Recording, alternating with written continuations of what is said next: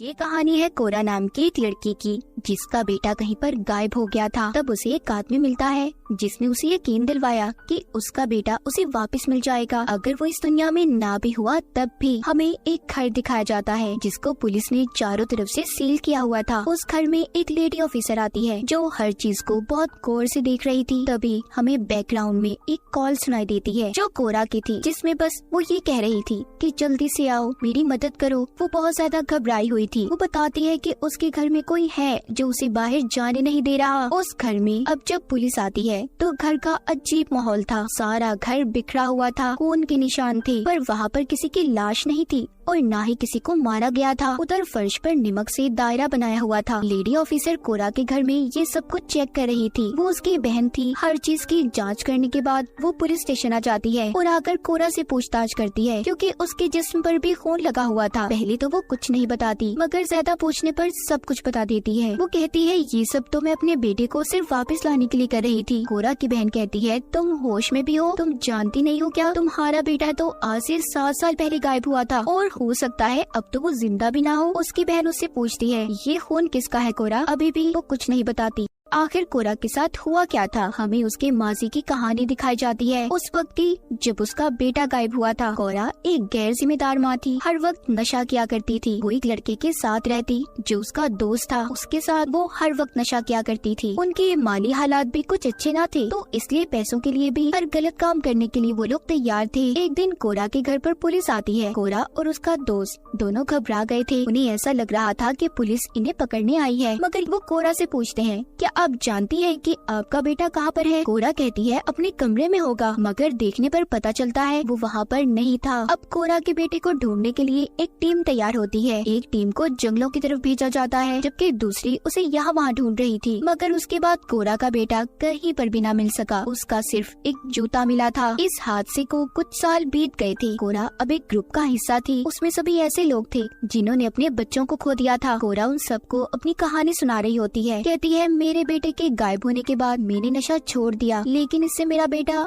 अब कभी वापस नहीं आएगा। वो अपनी मॉम के घर रहने लगी। वहाँ पर उसने अपने बेटे के लिए एक कमरा भी रखा हुआ था, क्योंकि कहीं न कहीं उसे ऐसा लगता था कि उसका बेटा जरूर वापस आएगा। कोरा की बहन जो पुलिस ऑफिसर बन चुकी थी, वो भी कोरा से बात करने की कोशिश करती थी, मगर कोरा हर वक्त गुस्से में होती और अपनी बहन से सही से बात भी नहीं किया करती थी। कोरा की इतनी जिंदगी के बारे में तो पता चल गया। अब सीन दोबारा से पुलिस स्टेशन पर शिफ्ट होता है। वहाँ पर उसकी बहन पूछती है कि कोरा ये खून किसका है? बताओ मुझे, तभी मैं तुम्हारी मदद कर सकती हूँ। यहाँ पर कोरा एबल नाम की आदमी के बारे में बताती है। वो बताती है एबल हमारे ग्रुप का हिस्सा था। एक दिन वो मुझसे कैफे में मिलने आया और हम दोस्त बन गए। एबल ने अपनी बेटी को खो दिया था, जो तालाब में डूबने की वजह से मर गई। उसकी लाश पुलिस को कुछ दिन बाद मिली। मुझे लगा कि एबल मेरी हालात को समझेगा, क्योंकि उसने भी किसी को खोया था। उसने मुझे बताया कि उसने अपनी बेटी को देखा है। ये सुनकर कोरा की बहन कहती है भला मरे हुए लोगों को कोई कैसे देख सकता है? कोरा क्या तुम अभी भी नशे में हो? वो कहती है नहीं। कोरा फिर से अपनी कहानी आगे बढ़ाती है। वो बताती है एक दिन मैं घर पर अकेली थी। एबल मेरे घर पर आया। उसने मुझे बताया कि उसके पास एक तरीका है जिससे वो मेरे बेटे को वापस ला सकता है। मैं उसे देख पाऊंगी, छू सकती हूँ, क्योंकि वो खुद भी अपनी मरी हुई बेटी को वापस लाने में कामयाब हुआ था। मुझे उसकी इन बातों पर यकीन नहीं आया। मैंने उसे अपने घर से निकाल दिया। उसकी बहन पूछती है कि कोरा एबल आखिर चाहता क्या था? वो बताती है कि उसने अपनी बेटी को दोबारा जिंदा किया था। वो काली दुनिया से उसे वापस लाया था। जब कोरा की बहन उससे पूछती है वो कैसे, उसके चेहरे पर डर था। कोरा बताती है उस जगह से जहाँ पर मरने के बाद लोग जाते हैं। उसकी बहन पुलिस ऑफिसर हंसने लगती है। कहती है ऐसा कैसे हो सकता है कोरा? मुझे खुद उसकी लाश मिली थी। मैंने उसकी बेटी को अपनी आंखों से देखा है मरे हुए। कोरा कहती है नहीं, तुम नहीं जानती। अभी जाकर उसका डेटा चेक करो। एबल की बेटी अब दूसरे शहर में रहती है। उसने अपनी बेटी का नाम भी बदल दिया। उसकी बेटी इस दुनिया में ही है। मैंने ये सब कुछ अपनी आंखों से देखा था। जब मुझे यकीन हो गया तो मैं एक दिन एबल से मिलने गई। उससे मैंने पूछा कि सब तुमने कैसे किया? एबल ने मुझे बताया कि ये सब एक औरत ने उसे बताया था, रिचुअल जादू के बारे में। ये एक ऐसा जादू है जो कई दिन तक चलता है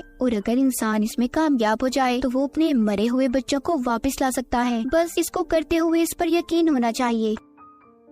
वो चाहता था कि मैं भी उसके जादू का हिस्सा बन जाऊं। मेरे बेटे की लालच ने मुझसे ये सब करवाया। मेरे पास खोने के लिए कुछ भी नहीं था, इसीलिए मैं उसका साथ देने के लिए तैयार हो गई। मैंने सोचा भला कोशिश तो की जा सकती है ना। अब जब मैं वो जादू करने के लिए मान गई तो एबल ने मुझे कुछ सामान लाने को कहा, जिसमें ढेर सारा नमक, मोमबत्तियाँ और जंजीर शामिल थी। उसने मुझे ये भी कहा कि घर में कोई बिजली, कोई टेलीफोन नहीं होगा जिससे जादू पर कोई भी असर पड़े। उसने मुझे जैसे बताया मैंने सब कुछ वैसे ही किया। एबल ने मुझे खास नीमक वाले पानी में नहाने के लिए भी कहा, जिससे उसके सारे बुरे असरात, बुरी सोचें खत्म हो जाएंगी। मैं इस बात को मजाक बनाने लगी। एबल ने मुझसे कहा, ये मजाक नहीं है, अगर तुम इन चीजों को मजाक लोगी तो भूल जाओ अपने बेटे को हमेशा हमेशा के लिए। ये सुनकर मैंने उससे कहा, मैं सब चीजों पर यकीन करूंगी। मैंने उससे पूछा, तुम्हें तुम्हारी बेटी मिल चुकी है ना, तो तुम इतने दुखी क्यों रहते हो? वो मेरी इस बात पर परेशान हो गया और मुझे बताया कि अभी मेरी बेटी अपनी माँ के पास है। मैंने कहा, क्या तुम मुझसे ये मजाक कर रहे हो? तुम मेरा किसी चीज में इस्तेमाल तो नहीं कर रहे? वो कहता है, नहीं, बस मुझे काम पूरा करना है, फिर मेरी बेटी मुझे मिल जाएगी। उसने नमक का दायरा बनाकर मुझे जंजीर से बांध दिया। खुद मंत्र पढ़ने लगा। उसने हर मंत्र को लिख लिया था जो उसने कहा। मैंने वही दोहराया। आखिर में मेरी हिम्मत जवाब दे गई। मैंने उसे कहा, बस बहुत हो गया, अब मुझे खोल दो। मगर एबल मंत्र पढ़ता रहा। उसने मंत्र पढ़ना बंद नहीं किए थे। अचानक से मैं हवा में तैरने लगी और एकदम से फर्श पर आ गिरी। मुझे भी यकीन हो चुका था कि सब हो सकता है, मैं अपने बेटे को दोबारा हासिल कर सकती हूँ। अब अगला जादू का हिस्सा था इनविटेशन, बुलावे का। हम दोनों ने मिलकर मंत्र पढ़े। मेरा घर सारा हिलने लगा, मोमबत्तियाँ बुझ गईं और अचानक से सूरज भी गायब हो गया। मुझे कुछ अजीब महसूस होने लगा। मैं समझ गई थी हम लोग उस दुनिया का दरवाजा खोलने की कोशिश कर रहे हैं, जो कि एक जिंदा इंसान के लिए बहुत बड़ा खतरा है। सुबह को अगले दिन मेरा दोस्त आया जो मेरे साथ मिलकर नशा किया करता था। उसने जब मुझे और एबल को एक साथ घर पर देखा तो उसे लगा कि जैसे हमारे दरमियान में कोई रिश्ता है। उसने एबल के पर्स से पैसे चुराए और मुझे कड़वी बातें सुनाकर चला गया। अब हमारा अगला कदम था ग्रीफ, यानी कि गम। एबल ने मुझे बताया कि ये थोड़ा सा मुश्किल है, पर मैं इस चीज के लिए भी तैयार हो गई। हमने अपना ये काम शुरू किया। ये सब करते हुए मैं अपनी पुरानी यादों में चली गई। जिस दिन मेरा बेटा गायब हुआ था, मैंने अपने विजन्स, ख्यालों में देखा कि वो मेरे पास आया। उस वक्त मैं नशे में थी,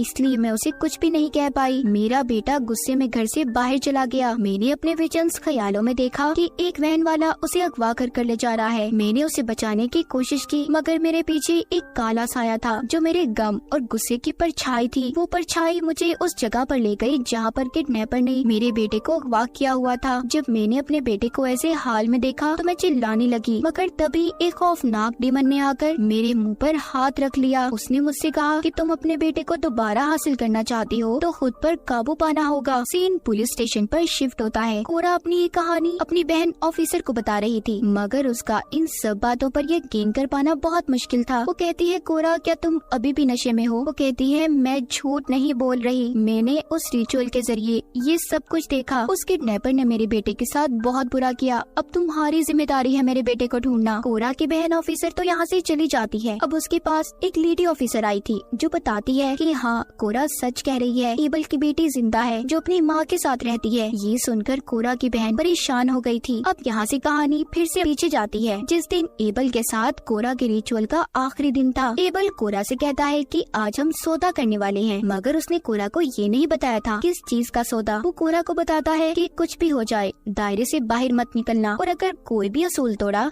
सब कुछ गलत हो जाएगा।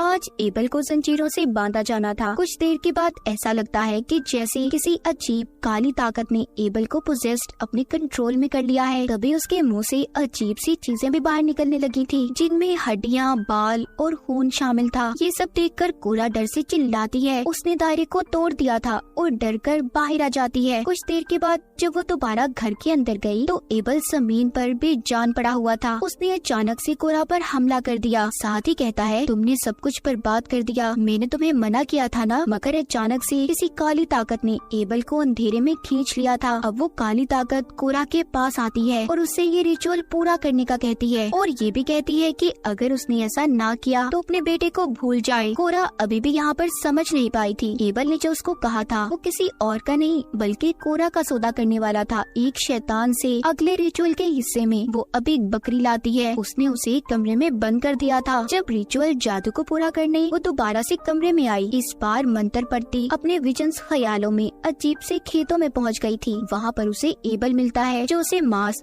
गोश्त खाने का कहता है और ग्लास में खून पीने को देता है। ये सब कोरा को करना था, जिसके बाद ही वो अपने बेटे से मिल पाएगी, मगर उसके लिए ये सब कुछ करना बहुत मुश्किल था। एबल को उसकी इन हरकतों पर बहुत गुस्सा आता है। वो यहाँ पर कोरा को बताता है दरअसल उस काली ताकत को अपने लिए एक जिस्म चाहिए था, वो तुम्हारा जिस्म था। अगर ऐसा होता तो मैं अपनी बेटी से मिल पाता, मेरा ये रिचुअल पूरा हो जाता। मगर कोरा तुमने सब कुछ खराब कर दिया, क्योंकि एबल तो खुद ही अपने काले जादू की वजह से मर चुका था। कोरा वापस से अपनी असल दुनिया में आ जाती है, जहाँ पर एक शैतान यानी कि वो काली ताकत जिसको एबल जिस्म देना चाहता था, वो कोरा के पीछे होता है। कहता है कि अगर तुमने मुझे जिस्म ना दिया तो तुम्हारा बेटा बहुत मुसीबत में होगा। कोरा अपने बेटे को वो किसी भी तरह हासिल करना चाहती थी। वो इसीलिए अपने उस दोस्त को कॉल करके घर बुलाती है, जिसके साथ अक्सर वो नशा किया करती थी। वो जब उसके घर आया तो धोखे से कोरा ने उसे शैतान के आगे फेंक दिया, मगर शैतान को उसके दोस्त का नहीं कोरा का जिस्म चाहिए था। वो अब उसके पीछे था। कोरा पागलों की तरह अपनी जान बचाती घर में यहाँ वहाँ घूम रही थी और पुलिस को कॉल करती है कि मेरी मदद करें, मैं मुसीबत में हूँ। और ये वही सीन था जो हमने शुरू में सुना था। कहानी दोबारा से प्रेजेंट में आती है, जहाँ पर कोरा से उसकी बहन ये कह रही थी कि जब तक सही तरह तुम्हारे केस की जांच पड़ताल नहीं हो जाती तुम्हें पुलिस स्टेशन में ही रहना होगा। कोरा अपनी बहन को समझाती है कि शैतान मेरे पीछे है, वो मेरे बेटे के बदले मेरी जान ले लेगा। मगर उसकी बहन को ऐसा लग रहा था कि कोरा जेल में महफूज है और वो ये सब नशे में बोल रही है। कोरा को पता चल जाता है कि उसका अब आखिरी वक्त आ चुका था। लाइट जलने बुझने लगती है। एक आवाज गूंजी थी, रिचुअल पूरा हुआ। शैतान कोरा की आत्मा को अपने साथ ले गया था। उधर कोरा की बहन एक बार फिर से उसके घर की तलाशी लेने जाती है, जहाँ पर उसे अलमारी से आवाजें आ रही थी। जब वो जाकर देखती है तो उधर कोरा का बेटा मिलता है, बिल्कुल वैसा जैसा कि 7 साल पहले वो गायब हुआ था। इसका मतलब एबल सच्चा था। उसके रिचुअल जादू से कोरा का बेटा वापस तो आ गया, मगर कोरा को अपनी जान देनी पड़ी। इस फिल्म की कहानी यहीं पर खत्म हो जाती है।